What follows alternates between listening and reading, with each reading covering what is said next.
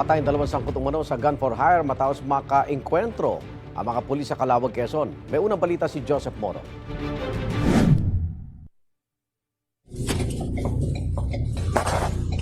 Bandang alas 3 ng hapon na magkaroon ng shootout sa pagitan ng mga operatiba at mga hinihinalang gun for hire sa Calauag, Quezon. Ayon sa Quezon Provincial Police Office, hindi huminto sa police checkpoint sa bahagi ng barangay Sumilang ang 2 sospek na sakay ng isang AUV. Pagdating doon sa checkpoint, pinapara siya ng ating mga tropa. Hindi siya huminto at nagpaputok sila ng baril kung saan nagkaroon nga ng palitan ng putok.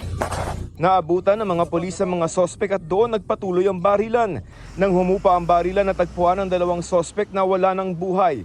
Ang isa hindi na nakalabas ng sasakyan. Ang isa pang sospek natagpuan sa gilid ng highway, bumagsak na may mga tama ng bala. Wala namang nasugatan sa hanay ng mga pulis. Marami siyang kaso, ayun yung tinitignan natin dahil marami siyang mga naipile sa kanya na murder cases.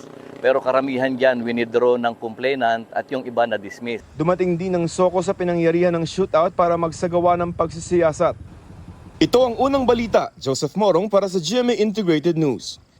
Igan, mauna ka sa mga balita, mag-subscribe na sa GMA Integrated News sa YouTube para sa iba't ibang ulat sa ating bansa.